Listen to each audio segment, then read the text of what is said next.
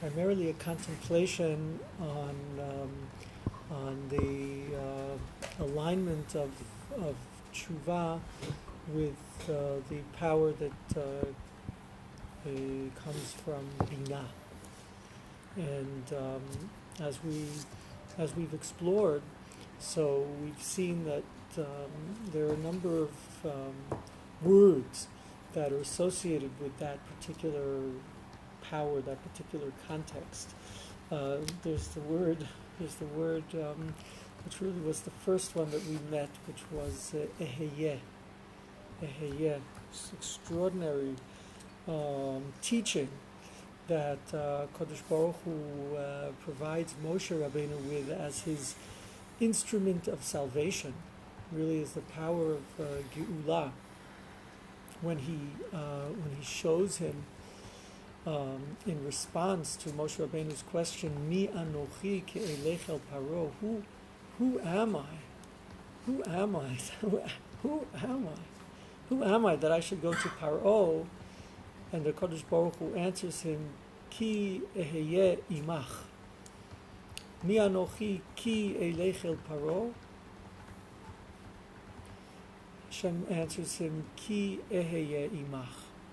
That the empowerment that is the enabler for you to be able to enter into the palace of Paro is eheyeh imach. Is that eheyeh is with you. And later when Moshe Rabbeinu asks HaKadosh Baruch Hu, who are you? Ma shimcha? What am I going to tell people when, I give them the whole story that the God of your fathers has revealed himself, the God of Abraham, Elukei Yitzchak, Elukei Yaakov. Okay, fine, but they'll ask me what's his name, which is really quite a conundrum of its own. They'll ask me what's his name, and so in a sense, HaKadosh Baruch Hu answers him, well, I already told you when I told you your name. When you asked Mi anochi ke'elech el Paro, and I told you eheyeh imach. So the answer is no different for me than it is for you. And in that moment, really opened for Moshe Rabbeinu the power to redeem not only the Jewish people from Mitzrayim, but any human being who lives in the narrow straits of the confines of his current existence by its nature of limiting him to the local, and opened him to a power that's really, as we've continued to unfold things, is really the most human definition, the most existential reality of what it means to be a human being, which is this power to say eheyeh, that I will be. And we realize this is the investing in humanity at that moment. Not really the investing or really the revealing, the awakening of humanity to ever-present possibility to say, hey, what's the end of the sentence? It doesn't matter what the end of the sentence is. Everyone has a different end to that sentence. I did the other night. I did something, another one of these web matrix events. I don't know why it's called a matrix. I know why it's an event with thousands of people, and so I just did this, with people listening, after teaching them what that word means. What comes at the after that? I asked people to write in the most beautiful things, from all over the globe, like from somewhere in Gibraltar, I don't know, wise and enlightened, caring and compassionate, loving, open, people when they're in an awake condition, they know what the next word is. but what they need to be awarded and awakened to is the first word, is the Ehyeh. And so as we explored in that first shiur, really Moshe Rabbeinu never actually tells the people that name in an explicit fashion, but really lives it. And the truth is, right, that he can't tell them that name, because any saying of that name is going to be a description of himself, and therefore would actually belie the truth, which is that it's not about some external divine, manipulating, machinating, moving around, puppeteering God up there that's going to pull the people out of their condition, but rather it's an imminent presence of an impulse of movement ahead that is the divine reality which pulses through all of creation, but becomes conscious in human awareness at the moment that a person is able to awaken himself to I will be. I will be. And in that steps into what we explored more last time, in the second shiur, steps into what is really his touching of his Olam Haba. Because as the Rambam teaches in Hilchos Teshuva, Olam Haba, it is indeed the Olam HaNeshamot, but it's not the Olam HaNeshamot in the sense that chronologically speaking, after one is done with this world, so then he moves on into the world to come, which is some other subsequent reality in a chronological linear, in a chronological and linear movement ahead, but that, as the Rambam explains, Olam Haba is the reality which is the most current of all your realities, in the sense that it's always here, not on the level of it's being realized right now, but rather always here as a calling, which is calling you into that Ehyeh, into that next movement of becoming, which pulls you towards a picture of shlemut, which is your beyond, is your wholeness, is your integration that ultimately will be shown you in the time when you'll finally achieve the breadth of perspective of what your life and identity is. And so this is the other word for binah, which is not only Ehyeh, but actually in the Kabbalah is associated with Olam Haba, and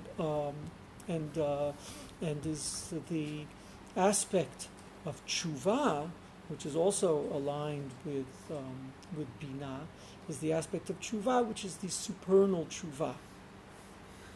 And as we explored that too, we also saw that the supernal Teshuva, the Teshuva Ila'ah, as opposed to the lower Teshuva, the supernal Teshuva is existential, meaning it's definitional of who you are, as opposed to lower Teshuva, which is responsive to the particulars of the moment. And I'll explain that out a little bit more. The lower Teshuva is the Teshuva which the Rambam describes in the first parak of Hilchos Teshuva, in which he tells you that if you've sinned, then you need to go through the process of azivas hachet and charata and vidui, etc., which is the response to circumstance that has been your failing and your correction of it. But the Teshuva Ila'ah is the vision that comes from Olam Haba of Shlemut, which is of the wholeness, which is your perfection, and that, as it breaks its way in to reality, and literally breaks its way into reality, and I'll explain why I specifically use that term in a minute, but it breaks its way into reality when a person gets a vision from Olam Haba of who he could be and what his wholeness is. So then that is what announces to him the depths of eheyeh, of what he can be. And so we brought one particular example of how this broke into a particular person's life last week that I described to you, who I'm working with, whose marriage for 20 years is just argument and argument and enmity, and his moment of calling after the pain and the breakage of his current life, being able to really breathe deep, to let go of the current, and to open himself up to a dream of what his life might look like, and from there to incredibly be able to describe a vision of what marriage could be that was just so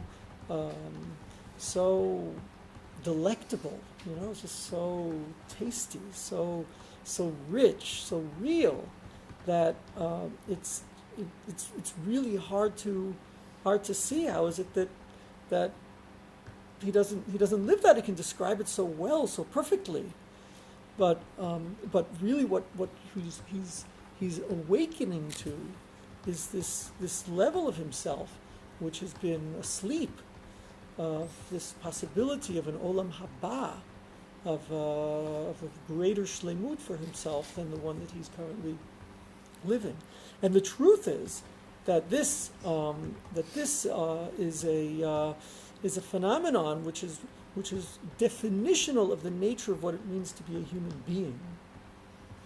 Because the nature of humanity, and it's what differentiates us from all the other creatures of the planet, the nature of humanity is our power to stand beyond the current reality which we live, the local condition that we're in, and to see it from the outside, and to recognize the specificity of the story that we're currently basically playing out, telling ourselves, living out, to stand outside of that, and to be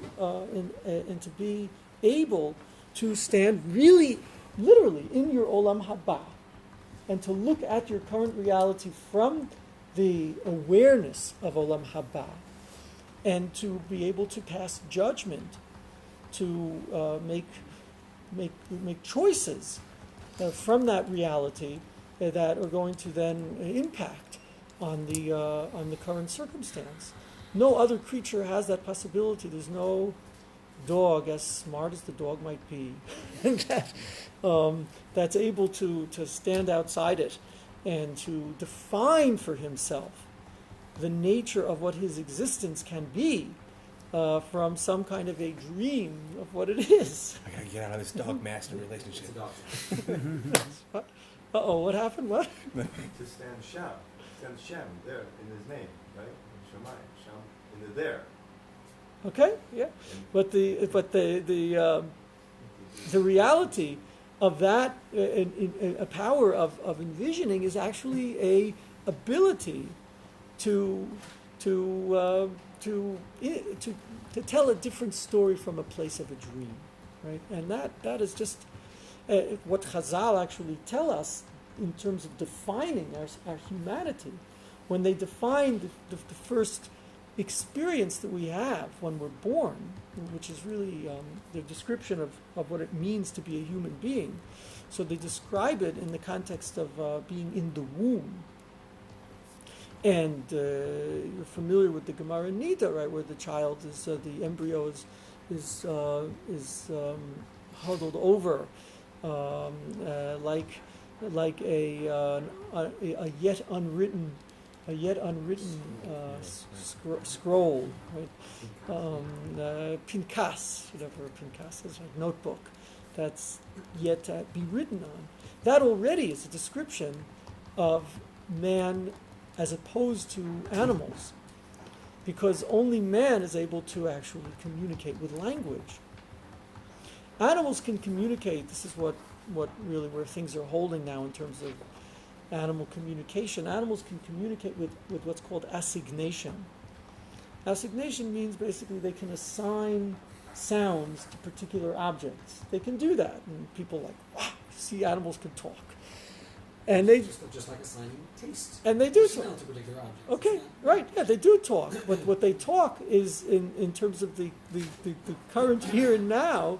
They give a certain sound to a particular object, or so you can actually play these sounds back to them. This is how they see this. You can play the sound back to them, and you say, turn west, turn east, and the flock will move based on signals that are recorded from their sounds, or, look out, there's a hawk, so, and they'll respond to all of that. But all of that is what's called assignation, in the sense that is all very specific here and now, assigning of sounds to particular objects. But there's no pinkas.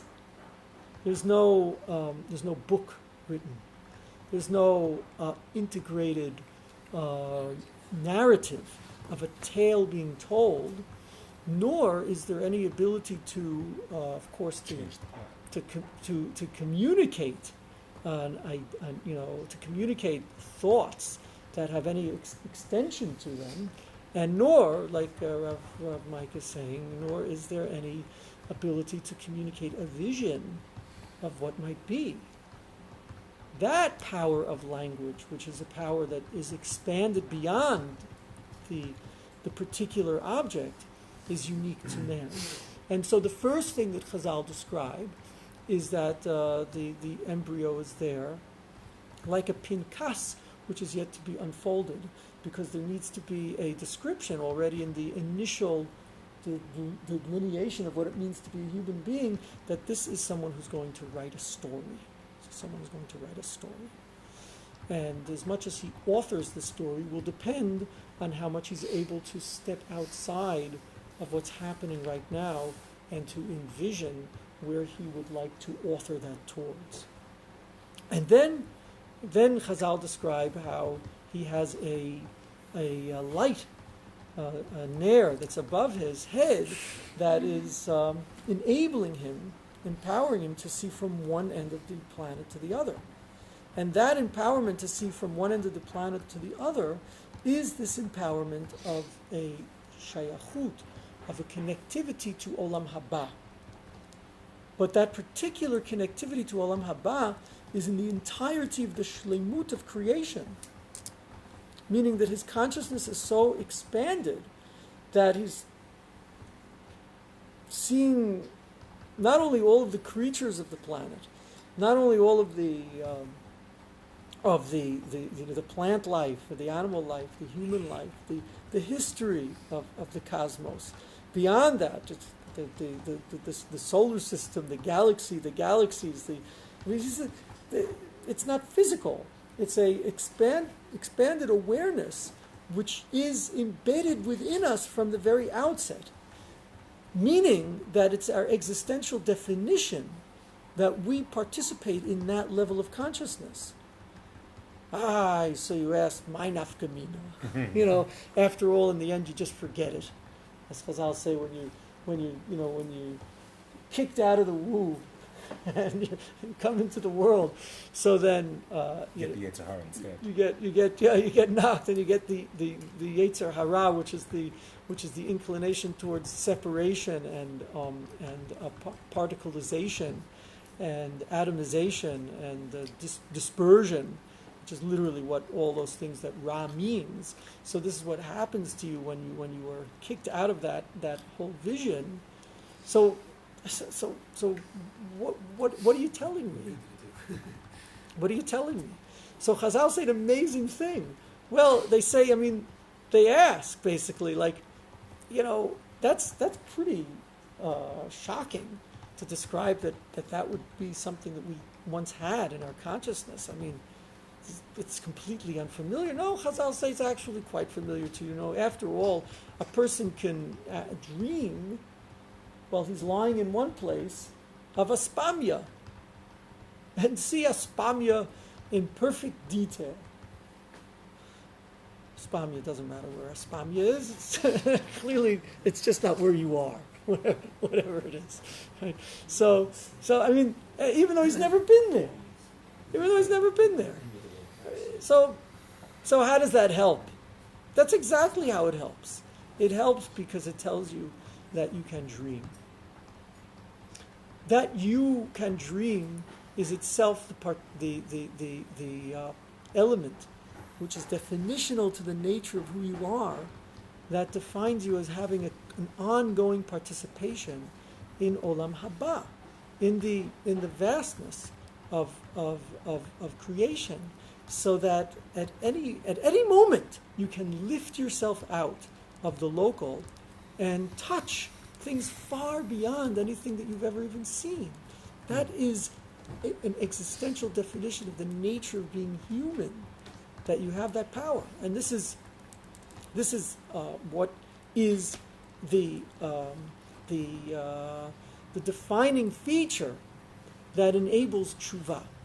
The world of dreams is the world of tshuva shekadma la'olam, the world of visioning, the world of eheyeh, that I will be, the world of olam haba, the world that you're awakened to by the sounding of the shofar, which the yovel is also another name for bina.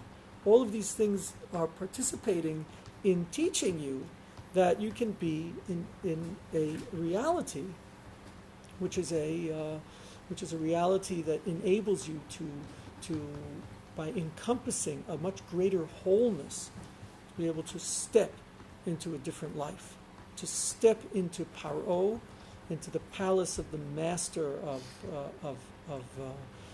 disintegration, and to reintegrate and re-enliven yourself with the power of me, which is the final name of Binah, which is also called me as opposed to me. So these are things which are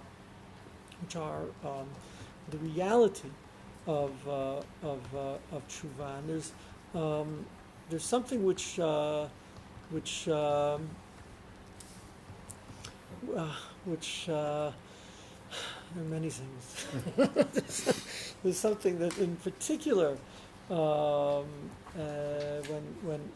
the Rambam describes this reality, so there are two passages among myriad passages in the Rambam that are worth seeing.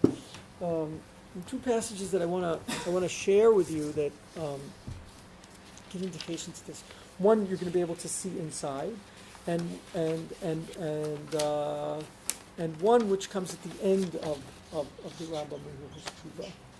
Okay? But these are things that we've explored up until now. And are there questions about what we've learned in the last two shiurim, or things that have come up for you in the interim before we enter the new elements that I want to bring today? Yeah, go ahead. When do you quit?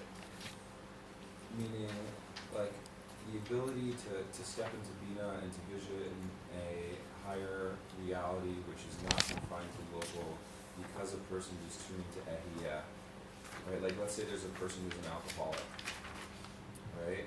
And they say, but I can see this other reality in which this person is, sober and not throwing things. And, at what point, even if a person is aware of other potentials, of other possibilities that are right there, that change can happen just in a second, when does the person say, maybe I'm not going to try to integrate this force of disintegration. Maybe I'm not going to try to include this force which is, dividing. Like, where's the point? Am I being clear about? Well, I heard you ask, when do you give up? Yeah, or I guess it's saying You mean quit. give up on other people, though? You're saying, like, Then you started talking about another person. Right, as in a So person's in a sure. dynamic, right? Where, like, let's say there's someone who's not sober, like they're an alcoholic, right? So when do I, who's in relationship with this person, give up on that person? When do I say, as much as I'm able to see an alternative reality? Okay, that is a question which is a very significant one, in the context of relationships, where you need to take into consideration all kinds of factors, But the bottom line is, I would never give up on a person. I would never give up on anyone, whether the and I'll tell you why, and because as long as one is awake, so one is in contact with what is divinely so, and that is that HaKadosh Baruch Hu never gives up on anyone. Levilti yidach mimenu nidach, the Navi says, there is no one who is pushed away from him. Now, Rav Alevi, who I was hoping we'd get to, and maybe we still will, I don't know, but I can tell you in the Petach HaTshuva, so he has very significant insights about the nature of tshuva, which has everything to do with debunking this idea as if God will sometimes give up and sometimes get involved, and by parallel we would sometimes get involved, sometimes give up. No. He says no. This is, you don't understand. This is the nature of the divine reality, is that there is no what we would call giving up. There's no giving up. God is the being in movement towards realization and awakening through the consciousness of humanity, and that is what HaKadosh Baruch Hu is, so to speak, in the world that we live. He is that awakening to the broad vision, and in every struggle that any human being experiences in becoming more awake. So one is experiencing that divine impulse. And it's not like he'll give up or not give up. That's just what is. This person who you're describing, so it may be in this lifetime, it may be in a different lifetime. He may return in some other format in order to complete that passageway. You might be the appropriate support for him in this life, and you might not be.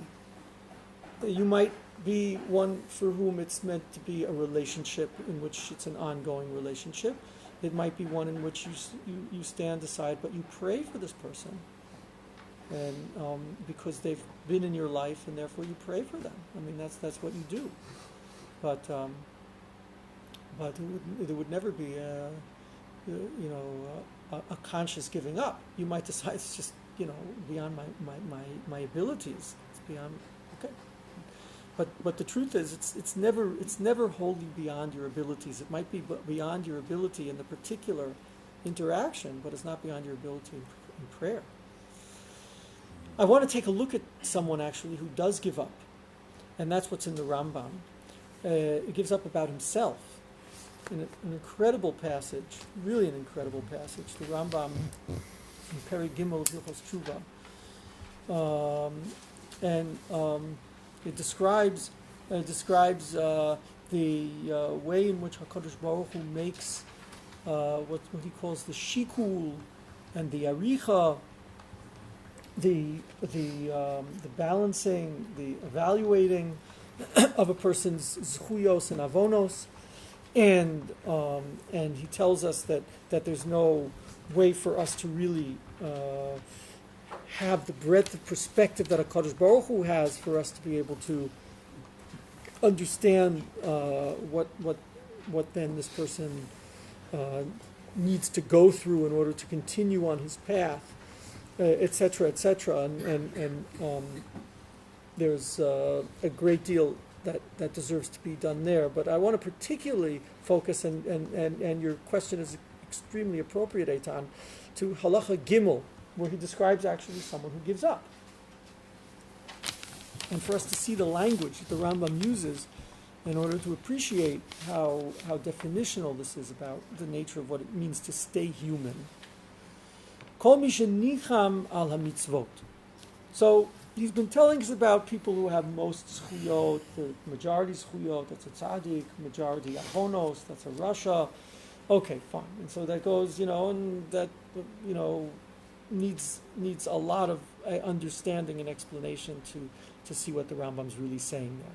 But it looks like, until you get to Halacha Gimel, it looks like, things could weigh in to the side of balancing to the side of zchuyot. They could weigh into the side of avonot. And then basically it's a play of, so if I've weighed into the side of avonot, so then I need to, add more zchuyot, and then if I add more zchuyot, so then I'll be able to balance the balance back in the tippet in the direction of zchuyot, and then I'll be defined as a tzaddik, and then, if I end up, having a lot of those, I'm in a good situation, and if I do an avon, so it like tips it a little bit, and it's a constant back and forth that we're living. And you might actually think that that's what the Rambam's talking about until you look at Halacha Gimel. Kol mi shenicham al hamitzvot she'asa. So now, if anyone comes and regrets the mitzvot which he has done, v'taha al hazchuyot, which is a word which is not really appropriate here. But taha al mitzvot, let's just leave it untranslated for now, okay? It has to do with some shocked, surprised.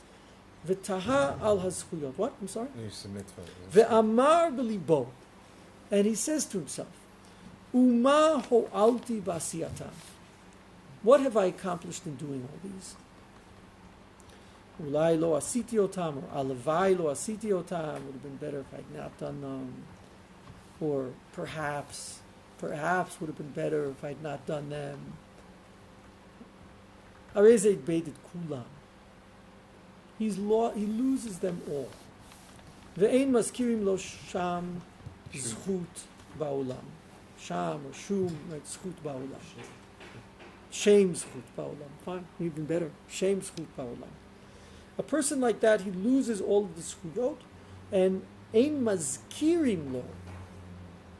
Ein mazkirim lo shum zchut ba'olam or shame zchut ba'olam. Shene'emar v'tzidkat hatzadik lo tatzilenu b'yom rish'o. Ein ze, he now quotes Chazal, ela v'tohe al harishonot. Amazing passage. And it's the language which I think will be most helpful for us to make analysis of it. Tohe al harishonot. To be tohe al harishonot is not to be surprised at them, not to question them, but rather tohe al harishonot is literally to, and we don't really have an English word for this, it's to chaosize them. It's to chaos them. It's to turn them into chaos. Because the level of attitude that this person has when he looks at his zchuyot is coming from the place of tohu, is coming from the place of chaos. Now, to come from the place of chaos is to do exactly the opposite of the other crucial word which the Rambam here uses, which is mazkirim. Ve'ein mazkirim lo. Ein mazkirim lo. Shum zchut ba'olam. What does that mean? Zikaron is precisely the opposite function of chaos. Because what zikaron is, exactly, it's space, it's context, it's integration. What zikaron is in Chazal is not so much about remembering something that once was, but rather it's becoming fully aware and present to what is but it's becoming present and aware to what is in a context of consciousness which is beyond just simple presence to what is. And I'll explain what I mean. We all know this. But first, just in terms of the language, right? When the Rambam says, right, when the Rambam says that the mitzvah at the Haggadah on Leil HaSeder is Zachor et Hayom Hazeh Asher Yetzatem MiMitzrayim, so he chooses that pasuk, which is different from many of the other Rishonim as to what it is that is the source for the mitzvah, V'higadata lebincha bayom ha'u, which should have been V'higadata lebincha bayom ha'u. That's a pretty good pasuk to use for a mitzvah. That's just describing the mechanics of the mitzvah. But the essence of the mitzvah is Zachor et hayom hazeh asher yetzatem miMitzrayim. And the Rambam says an amazing thing. The Rambam says the use of that is the same as we say Zachor et Yom HaShabbat lekadsho. What? How is it Zachor et Yom HaShabbat lekadsho? That's the Rambam, the first halacha in Perek Zayin in the halachos of the Agam.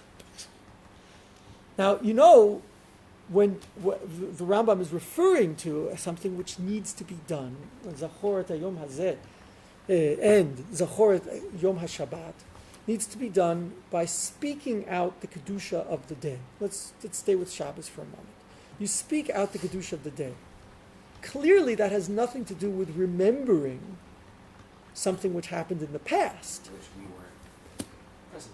Which we weren't present for. And it's not about that. Nor is it about remembering last Shabbos. I remember last Shabbos, so now I'm going to make Kiddush on this Shabbos. We're not talking about memory in the sense of something which has passed.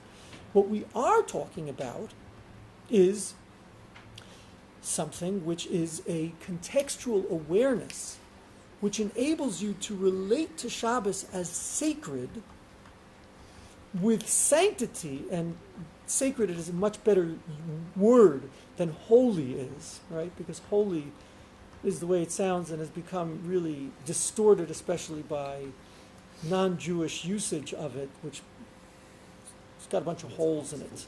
It's like there's no stuff to it.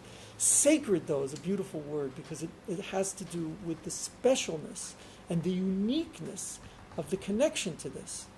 Now, always, the specialness and the uniqueness of our connections have to do with our awareness of a very broad spatial context or consciousness context for that particular connection.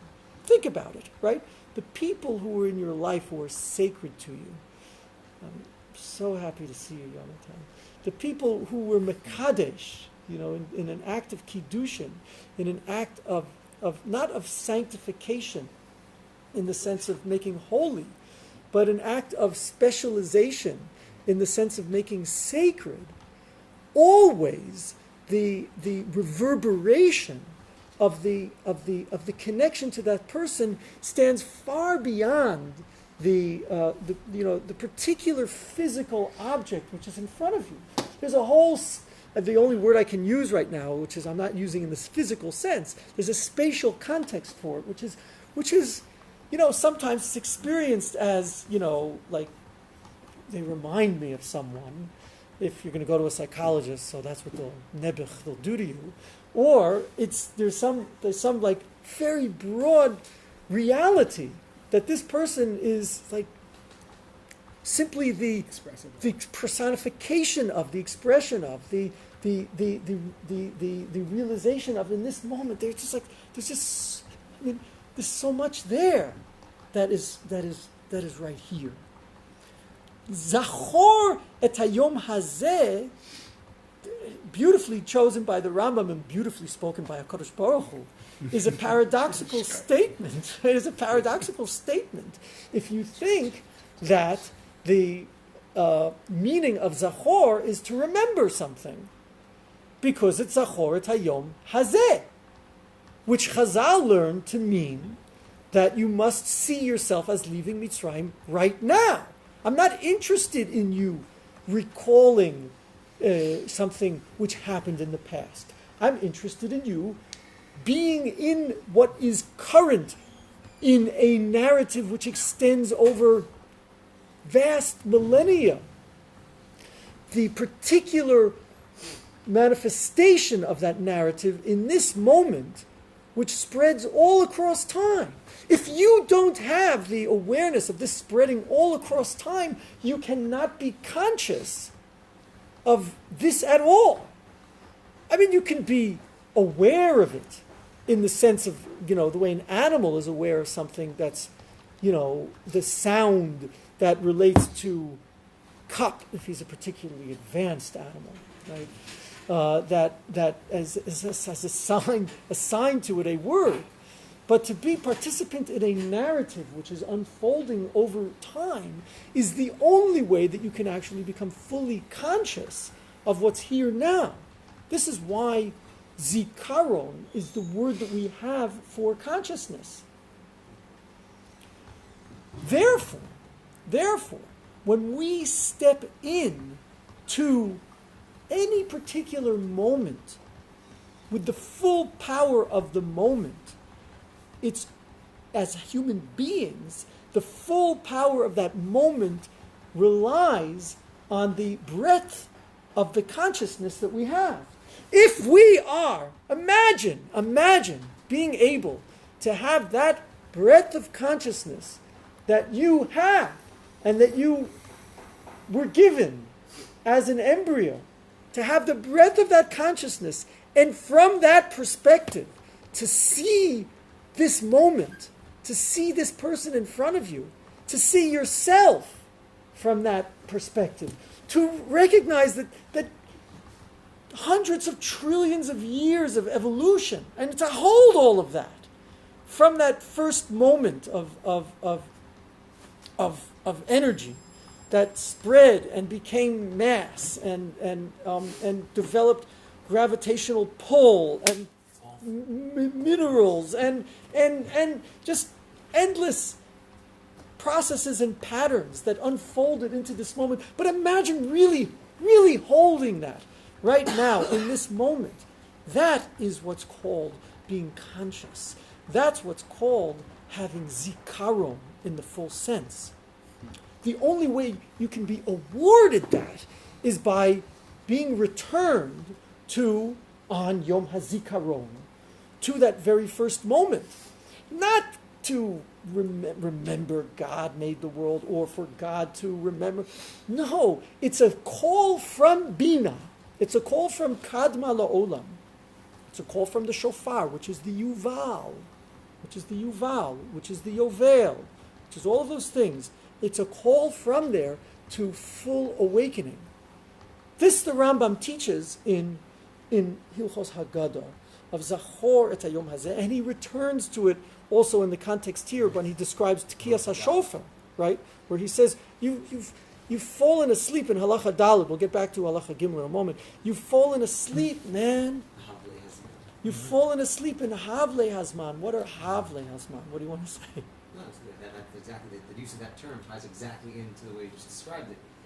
As the opposite of Zikaron. Right. Exactly. Havle Hazman. Into... Exactly. What the Rambam says in Halacha Gimel is that the blowing of the shofar, there's a remez, wake up, become aware, you've fallen asleep. Hakitzu nirdamim mitardemaschem v'chapsu b'maaseichem v'chizru b'tshuva v'zichru borachem. You've got to remember your Creator. If you don't remember your Creator, not in the religious sense, but in the awareness sense, in the consciousness sense, if you don't remember your Creator, you can't remember anything, because you can't become conscious. And you will then end up in a reality of forgetting. What is the reality of forgetting? It's not that you forgot this or forgot that. You're just not. You're fragmentation. It's dissipation. It's not. It's disorientation. It's the inability to touch the sacredness of this particular specific moment in the context of all. Do you know why the Kodesh Kodashim is the Kodesh Kodashim? It's the Kodesh Kodashim, as Chazal say, because it is ultimate hyperspace. You step in there You are no particular place. It's not Kodesh. It's Kodesh Kodashi. It's the context which enables there to be Kodesh. What is the context which enables there to be Kodesh? You step that place where the Kodesh Kodashim is, where the Aron HaBrit is, so Chazal say, so you want to make specific space there, you measure from there to there, from there to there, it's not there. Is it there or is it not there? It's Zikaron. It's consciousness. That's what it is. And the only context for the Kodesh, of the sacred that can be, is the broader it is. So the more dear, the more sacred, the more beloved, the more chaviv is the particular moment that you're in. It relies on that. And therefore, as the Rambam goes on, exactly, Elu hashochim etemet b'havle hazman, v'shogim kol shnatam. Now pay careful attention to his language here, because we're going to come back to it in a moment. V'shogim kol shnatam behevel varik asher lo yo'il v'lo yotzia.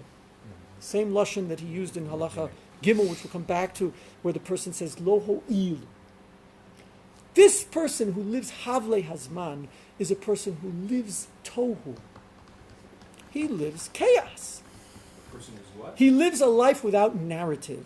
He lives a life of tohu, of chaos. He lives a life in which one thing doesn't connect to the next, not because, because he hasn't found meaning, etc., etc. It's because he has lost the humanity of his context. He lives literally.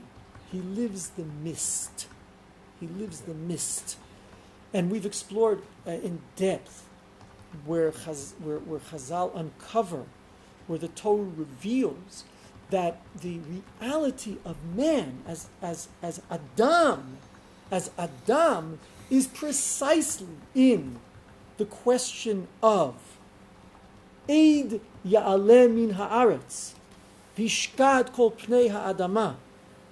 It's precisely in the place where kol siach hasadeh terem yeh ba'aretz v'chol esef ha'aretz terem yitzmach ki adam ki lo himtir Hashem Elokim. There's been no transition from terem to matar. There's been no transitionary force in creation to move things from terem to matar. Why? Ki Adam ayin. Adam is still in the ayin which is chokhmah, the ayin which is according to some the keter, which is where before there has been particular formation. Adam ayin lavodet Adam. And they get the weird pasuk. Ve'ed ya'aleh min ha'aretz. What the heck is that doing here? Just say the pasuk after it. Vayitzer Hashem Elokim et ha'adam min ha'adama. Ve'ed ya'aleh min ha'aretz. What the heck is that? So we've explored this from various perspectives. But you hear, it's so deep, you hear that as long as Adam ayin, lavodet ha'adama, as long as Adam is in a condition of ayin, the only thing that creation can be is a mist. A mist is tohu. It's simply disconnected, dissipated particles of havle hazman, of hevel. It's literally hevel. Eid is just another word for hevel. That is the condition of reality until there is a consciousness applied to it, which is able to encompass a vision of what this is, what it will be, and in the interaction, so to speak, right, of the chaos of the Eid and the consciousness of Adam, out of the Eid comes Adam. The Adam then is the power which shifts the dream of Terem into the reality of Matar. He creates himself in that sense. And that's the beauty of those psukim. Vayitzer Hashem Elokim Adam min ha'adama is a result of the need for there being a reality of consciousness in creation that would be the power to relate with zikaron to the chaos of potential, of the soup, what they call, right? The Primordial soup. The quantum soup of probabilities, of potentialities, unspoken, until there is a speaker, a ruach memalala, unexperienced, unconscious to itself, until there is a conscious being. That shift is the shift from being a world which is not a world, into a world which is a creation. That depiction of the creation of man is so tied up with the nature of man himself that there can't be anything until there is the emergence of that consciousness. Do you see? It's just such a deep pasuk, which is such a non sequitur, until for millennia it was a non sequitur. I mean, Rashi gives the perush, right, that God needed to water the ground in order for God to do what? To be able to be megabel, in order to be able to take these pieces of dust and hold them together. So people look at that story and that description of Rashi and they say, that's, oh man, this is Judaism? Get me out of here, man. It's like, that's what they think, that he needed to water the ground so that God would be able to, with his very, very strong hands, but apparently not strong enough to really crunch that dirt into a rock. I mean, there are some more powerful forces than God in the universe that have managed to do that without water. It seems. I mean, we're not 100% sure, but traces. It seems. There are traces of water, etc., etc. I mean, do you see how deep Chazal are?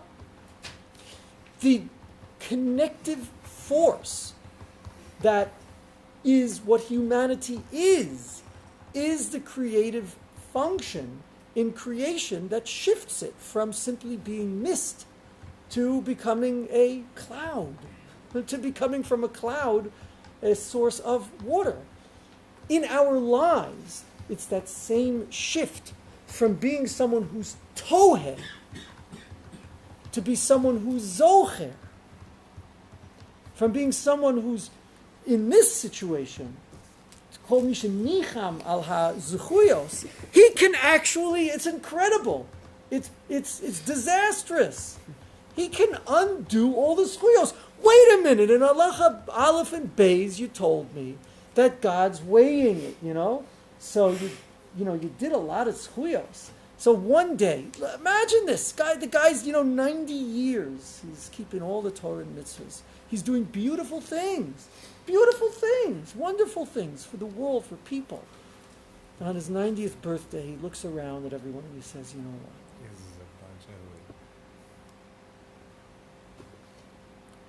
what? Alavai, it's just been all wrong. It's all meaningless. The world is just chaos. It's all random. And even what I did is just random. It's because of, I don't know, some kind of conglomeration of elements that made it that's what I would do. But if I could live it all again, man, I'd be in Tahiti." He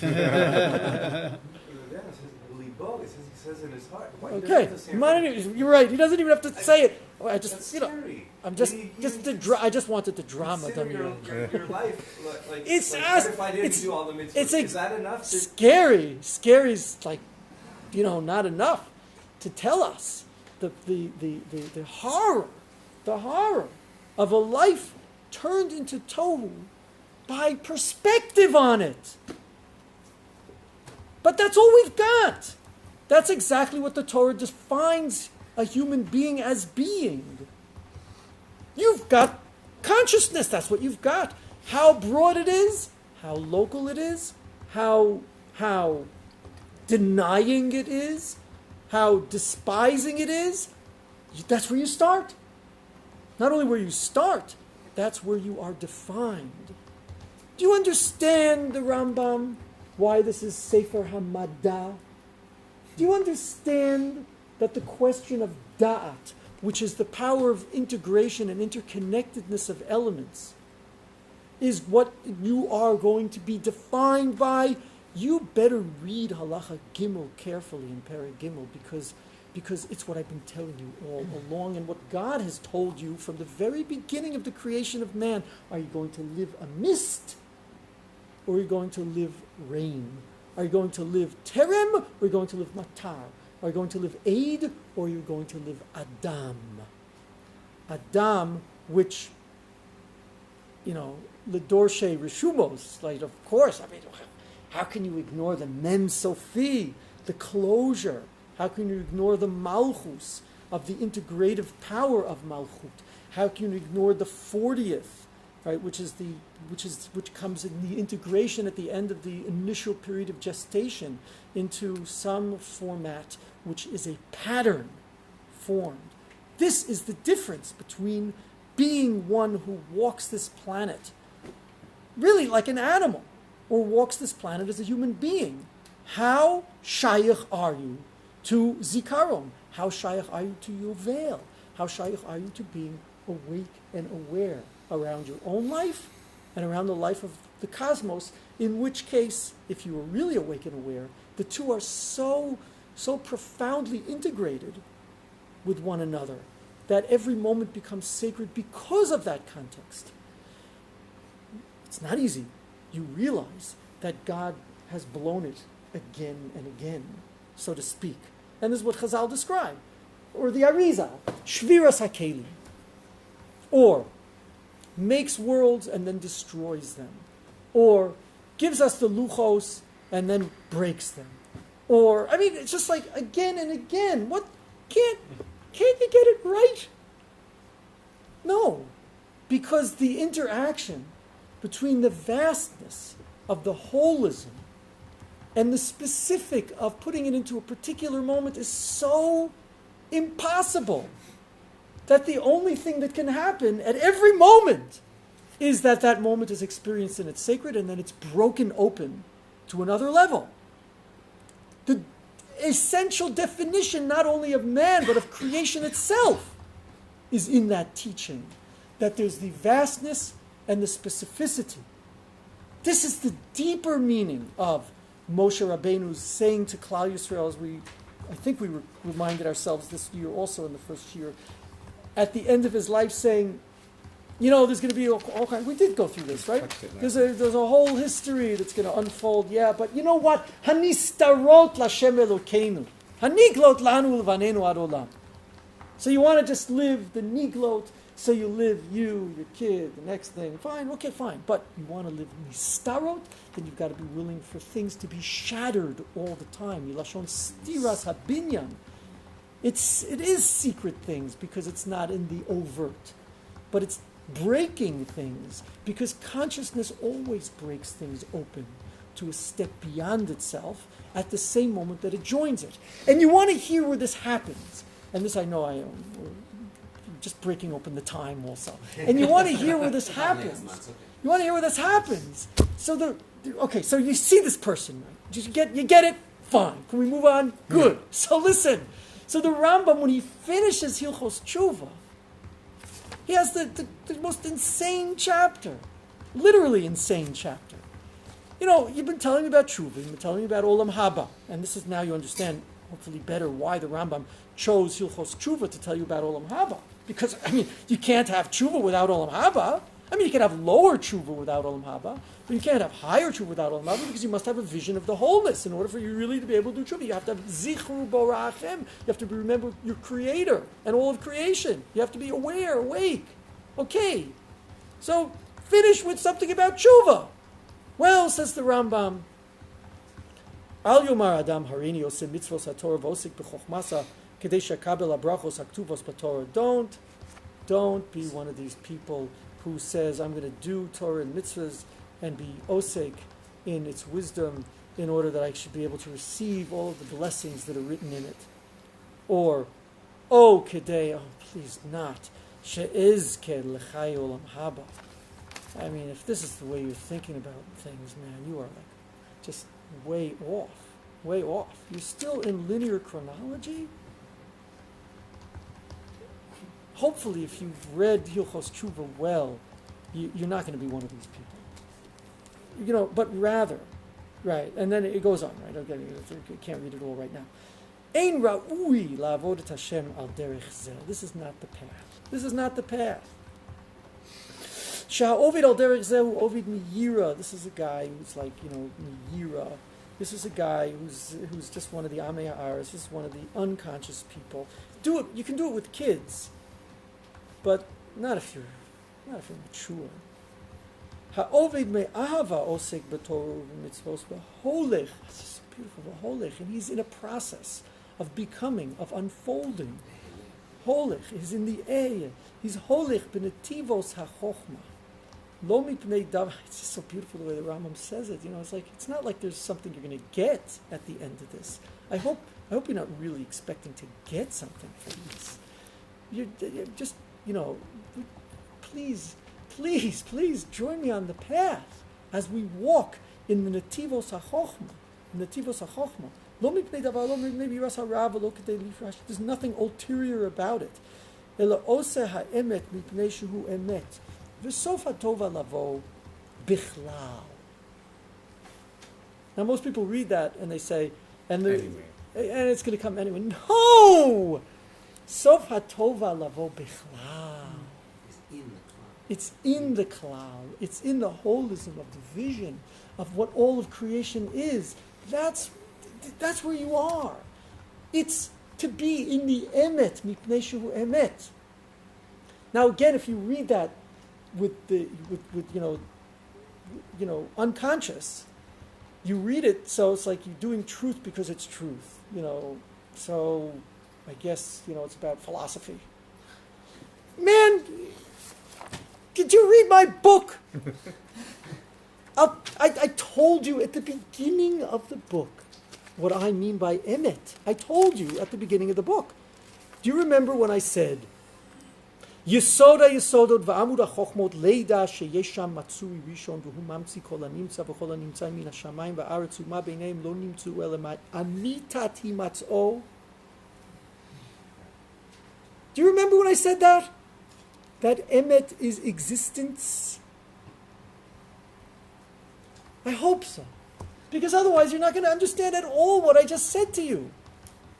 Because the love of existence, the intimacy of a life that is lived with the sacred, of the whole and the particular held at once, that is to live emet, mipnei shehu emet. But there's only one emet, and that is the all of existence, which is the divine.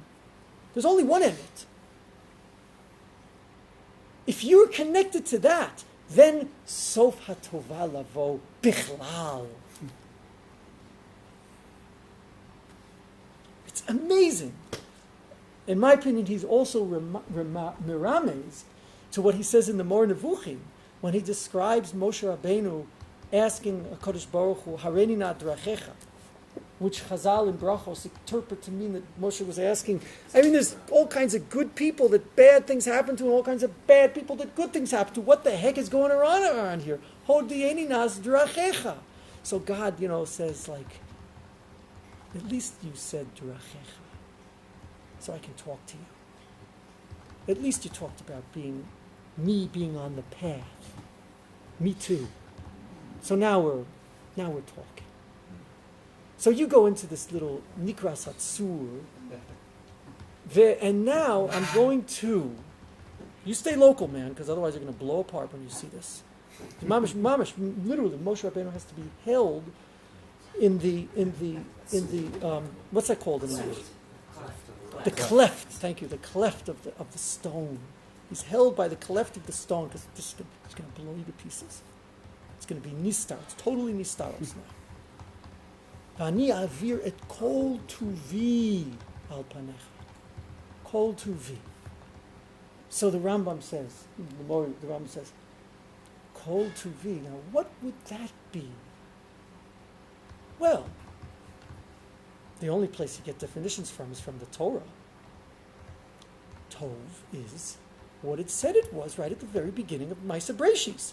Every time God made something, he looked at it and he said it's Tov. So, Tov means existence. Creation. Ani avir et kol tuvi al panecha. Okay, man, get ready for your mind to open. If your mind can open, then sof hatova lavo bichlal. Maybe not bifrat, but bichlal. You get it? You're holding there, Moshe? We still want you to live through this. It's a good thing I put you into the cleft of the rock. Because Moshe could have just disappeared at that moment. Hine makom iti. I'm giving you makom, God says. I'm giving you a particular placement so that you can experience this consciousness. And you can only experience it because you're specifically placed. Were it to be that you wouldn't have the particular identity that you have, you wouldn't be able to know anything at all. And if all you have is the particular identity you have, then you won't know anything at all either. Sof hatova lavo bichlal. And now, this was just the introduction, and now the Rambam, I'm sorry, I'm not going to make any excuses. You want to walk out, walk out.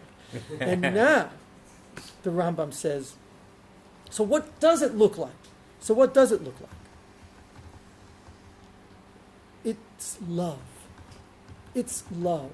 Ma'ala zo hi ma'ala gdola ad me'od. En kol chacham zochela. Even you can be very, very wise, and you're not going to necessarily get this. Hi ma'alat Avraham Avinu shekara'o HaKadosh Baruch Hu ohavi. It's the ma'ila of love. V'keitzad hi ahava ru'uya. Now listen carefully. How is this love? Hu sheyohav et Hashem ahava gdola yetera rabba azah ad me'od. Ad me'od. Ad me'od. This love is great. It's give me some words here. Superlative. It's beyond. It's vast. It's powerful. Ad me'od. It's whatever I can say to you to tell you that it's beyond the particular. Ad shetehei nafsho kshura ba'avat Hashem v'nimtza. Now listen to a word. V'nimtza shoge ba'tamid. Shoge ba'tamid. Wait a minute. Shoge ba'tamid was the guy who was shogigim behavlei hazman. You want to end Hilchos Teshuva with shoge ba'tamid? Goes on the Rambam, and he says, we don't know what the word means, by the way. And he goes on and he says, Ki'ilu choli ha'ahava she'ein da'atam pnuya me'ahavat otah isha. It's like a man in love with a woman. Shehu shoge ba'tamid. Bein b'shivto, bein b'kumo, bein b'shashu ochel v'shoteh. This is the kavan of Kriyat Shema, by the way. B'shoch b'cha u'v'kumecha. When you're sitting down, when you're getting up, when you're walking on the way. Shoge ba'tamid, shoge ba'tamid. V'yeter mizeh ti'avat Hashem b'leiv ohavav shogim ba'tamid. Oh, come on, how many times are you going to say this word? Shogim ba'tamid. Kemo shetzivanu b'chol vav chavchol nafshecha v'modecha. V'hu sheshlomo amar derech mashal ki cholat ahava ani. I'm sick with love. Because it's a sickness. You know why it's a sickness?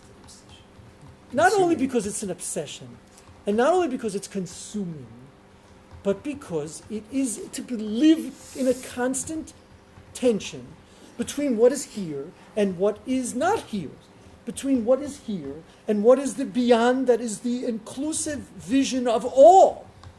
It's to live in what is right now and what I will become. It's to live that at once. You can't have a more painful, a more tragic circumstance than the human condition to be constantly living that.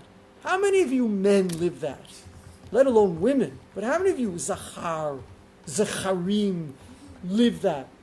Who's making the noise over there? How many of you Zacharim live that? Men, specifically males.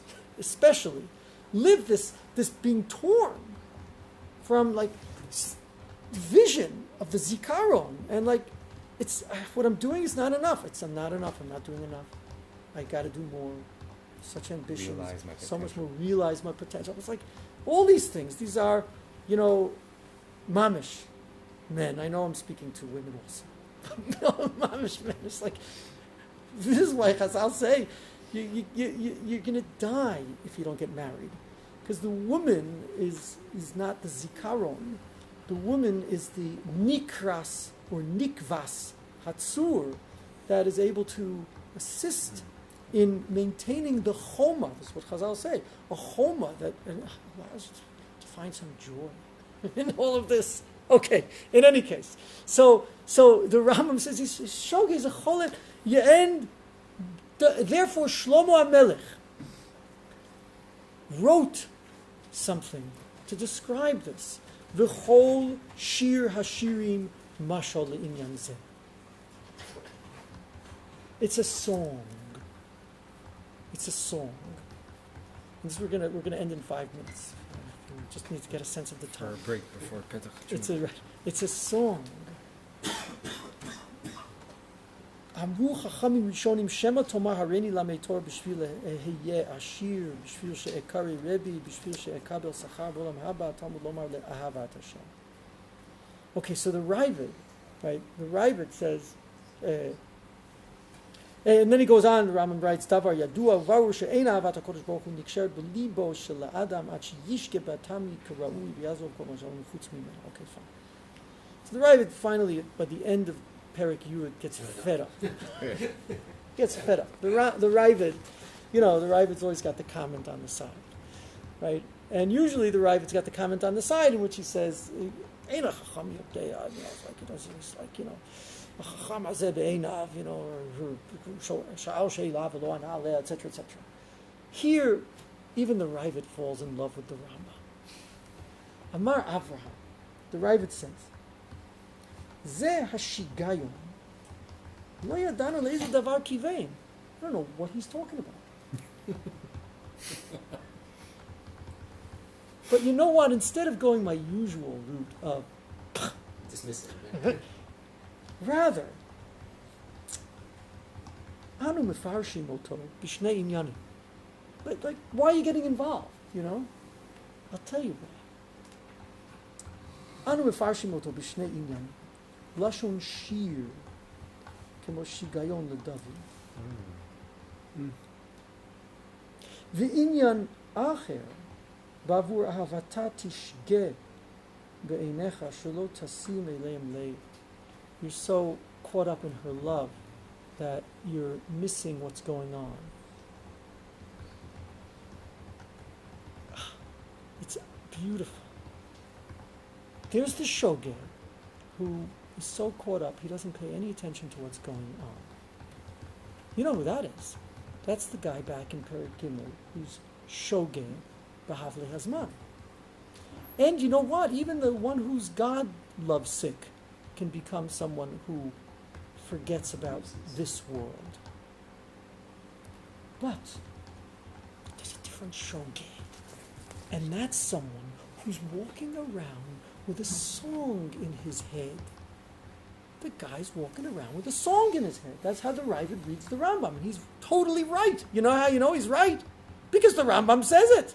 Yeah. Shir Hashirim is the description of that reality, which is the reality of song. And what is the reality of song? It's the reality of an expanded consciousness in which song is experienced as this vacillation, oscillation, which is held together only by virtue of the fact that you are a conscious creature that can hold not only the current note, but all the notes that preceded, a sense of all the notes that are yet to come, and all of the harmonics that are present in this note itself, and all of the other instruments that are playing along with it, with enough expansive presence that you can be completely in the moment of this sound without being lost to only this specific moment.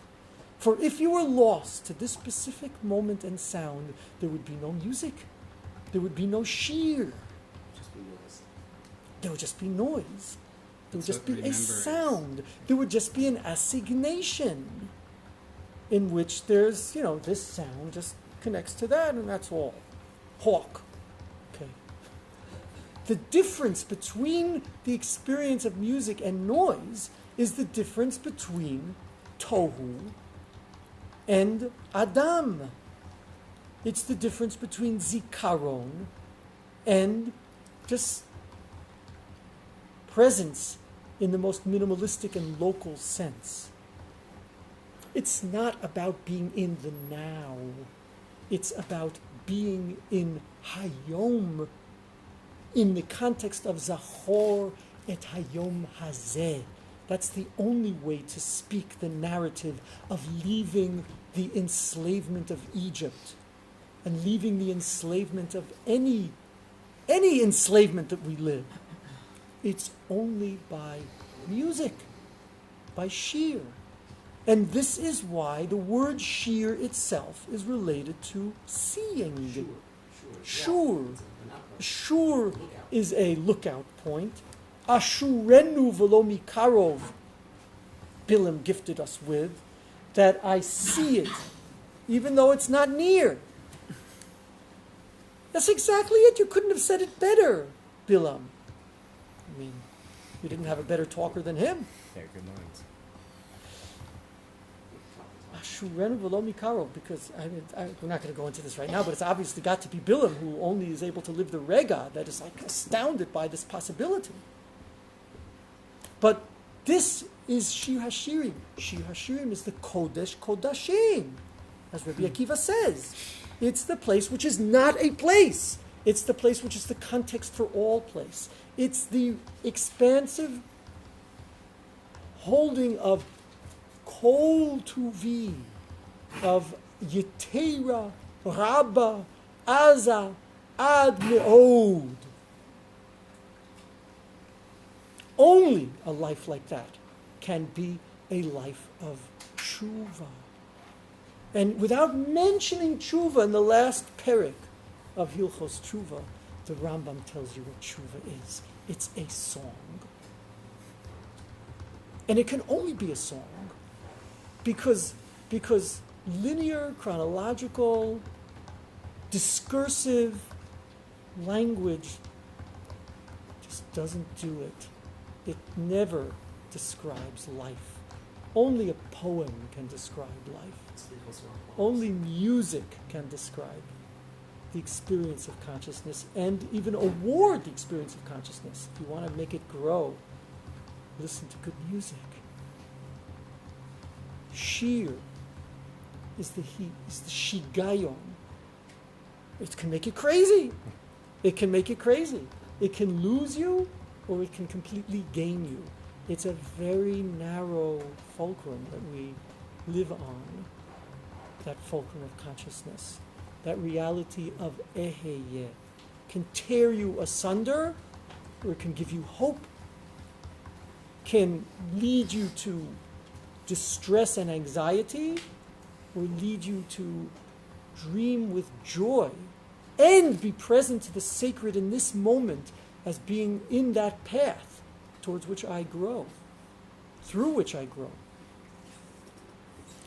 These are the powers which begin on the Yom HaZikaron of Rosh Hashanah, travel with us through the Aseres Yemei HaTshuva of Dirshu Hashem B'Himatzo, and will culminate when we enter that Kodesh Kodashim and hear the music on Yom HaKippurim. That's where we're going. That's where we come from. That's who we were as a embryo. That's what we will return to be. And that's what is meant to accompany us through all of the moments of these travels and this journey that we are all together in. All together in. Ah